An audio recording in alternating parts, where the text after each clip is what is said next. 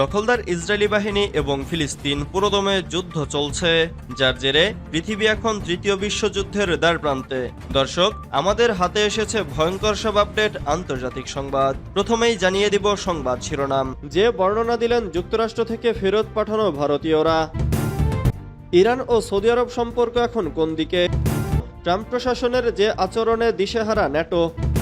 আরও জানিয়ে দিব তাইওয়ান প্রণালীতে কানাডার যুদ্ধজাহাজ, ক্ষুব্ধ চীন।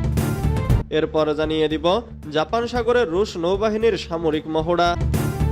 সর্বশেষ জানিয়ে দিব প্রথম কূটনৈতিক সফরে জাপানে তালিবান প্রতিনিধি দল। এতক্ষণ শুনছিলেন সংবাদ শিরোনাম, এবারে বিস্তারিত। তবে অনুরোধ থাকবে ভিডিওটিতে একটি লাইক করবেন এবং কমেন্ট করে জানিয়ে দিবেন কোন জেলা থেকে আপনি আমাদের এই ভিডিওটি দেখছেন। ট্রাম্প প্রশাসনের যে আচরণে দিশেহারা ন্যাটো। গত ২০ জানুয়ারি দ্বিতীয় মেয়াদে যুক্তরাষ্ট্রের মসনদে ফেরেন ডোনাল্ড ট্রাম্প। ওই দিন শপথের পর হোয়াইট হাউসে বসে নির্বাহী আদেশের ঝড় তোলেন তিনি।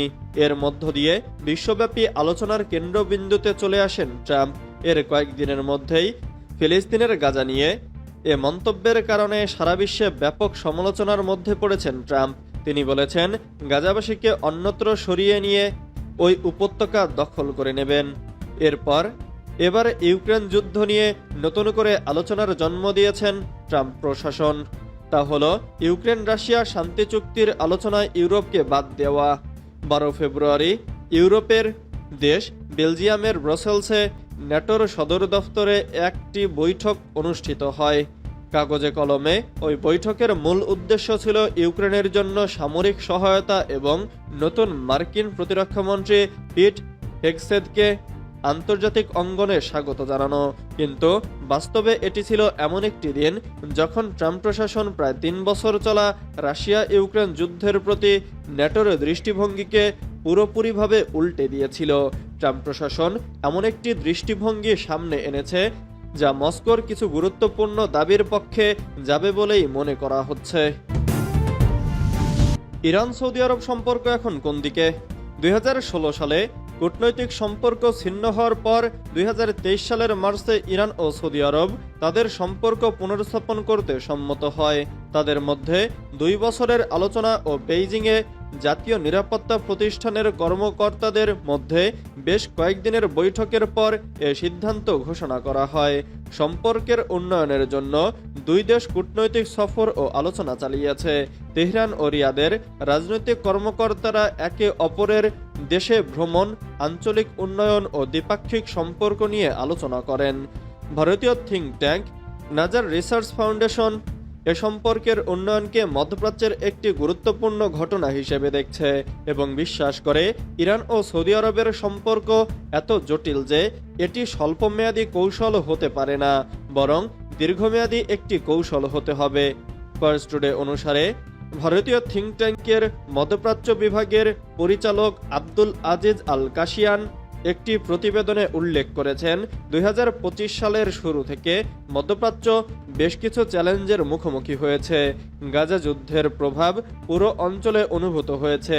ইসরায়েলি হামলার ফলে লেবানন ব্যাপক ক্ষতির সম্মুখীন হয়েছে। সিরিয়ার পরিস্থিতি নতুন এক যুগে প্রবেশ করেছে, যা নিয়ে অনেকটা অনিশ্চয়তা রয়েছে। জাপান সাগরের রুশ নৌবাহিনীর সামরিক মহড়া। জাপান সাগরে সামরিক মহড়া চালিয়েছে রাশিয়ার নৌবাহিনী। মস্কোর এই মহড়ায় অংশ নিয়েছে দেশটির নৌবাহিনীর বিশালাকার যুদ্ধজাহাজ অ্যাডমিরাল নেভেরস্কয়। এর মাধ্যমে জাপান সাগরে আর্টিলারি ফায়ারিং মহড়া চালিয়েছে মস্কো। সংবাদ মাধ্যমের প্রতিবেদনে বলা হয়েছে, মহড়ায় যুদ্ধজাহাজের ক্রুরা যুদ্ধবিমান লক্ষ্যবস্তু করতে ফ্লাইট সিমুলেটর ব্যবহার করেন। এছাড়া ছোট ছোট লক্ষ্যবস্তুকে ধ্বংস করতে তারা মেশিনগান ব্যবহার করে মহড়া চালিয়েছে। রুশ প্রশান্ত মহাসাগরীয় নৌবহরের পরিকল্পিত যুদ্ধের প্রশিক্ষণ হিসেবে এই মহড়া পরিচালিত হয়েছে বলে প্রতিবেদনে দাবি করা হয়। যে বর্ণনা দিলেন যুক্তরাষ্ট্র থেকে ফেরত পাঠানো ভারতীয়রা। ডোনাল্ড ট্রাম্প যুক্তরাষ্ট্রের প্রেসিডেন্ট পদে বসার পর থেকেই শুরু হয়েছে দেশ থেকে অবৈধ অভিবাসী বিতাড়ন।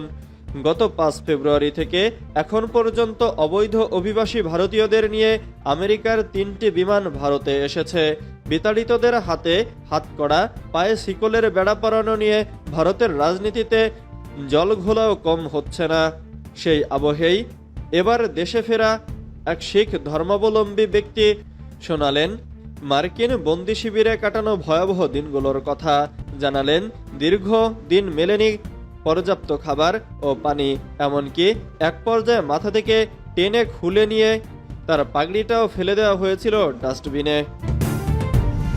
প্রথম কূটনৈতিক সফরে জাপানে তালিবান প্রতিনিধি দল। জাপান সফরে আফগানিস্তানের শাসক গোষ্ঠী তালিবানের একটি প্রতিনিধি দল। জাপানে এটি তাদের প্রথম সফর। সোমবার কাতার ভিত্তিক গণমাধ্যম আল জাজিরা এক প্রতিবেদনে এ তথ্য জানিয়েছে। জাপানি গণমাধ্যমের বরাতে আল জাজিরা জানিয়েছে, পররাষ্ট্র, শিক্ষা, অর্থনীতি এবং স্বাস্থ্য কর্মকর্তাদের সমন্বয়ে গঠিত প্রতিনিধি দলটি এক সপ্তাহব্যাপী সফরে রবিবার জাপানে পৌঁছেছে। ২০২১ সালে ক্ষমতা পুনরুদ্ধারের পর থেকে তালিবানের কূটনৈতিক সফর মূলত আফগানিস্তানের আশেপাশের অঞ্চলেই সীমাবদ্ধ ছিল। জাপানের মতো দেশে তাদের এমন সফর বিরল ঘটনা। তালিবান প্রতিনিধিরা জাপানি কর্মকর্তাদের সঙ্গে মানবিক সহায়তা চাওয়ার পাশাপাশি সম্ভাব্য কূটনৈতিক সম্পর্ক নিয়ে আলোচনা করতে পারেন বলে আশা করা হচ্ছে। আফগানিস্তানের ক্ষমতায় বসার পর তালিবান বিভিন্ন আন্তর্জাতিক সম্প্রদায়ের সক্রিয় সদস্য হওয়ার প্রচেষ্টা চালাচ্ছে। তালিবানের অর্থ মন্ত্রণালয়ের উপমন্ত্রী লতিফ নজরি এই সফরকে সেই প্রচেষ্টার অংশ হিসেবে বর্ণনা করেছেন। তাইওয়ান প্রণালীতে কানাডার যুদ্ধজাহাজ ক্ষুব্ধ চীন। মার্কিন নৌবাহিনীর জাহাজের পর এবার তাইওয়ান প্রণালী অতিক্রম করেছে কানাডিয়ান যুদ্ধজাহাজ। এর নিন্দা জানিয়ে চীনা সামরিক বাহিনী বলেছে তাদের বিমান ও নৌবাহিনী জাহাজটির ওপর নজরদারি করছে এবং সতর্ক করেছে। এক প্রতিবেদনে জানিয়েছে সামা টিভি।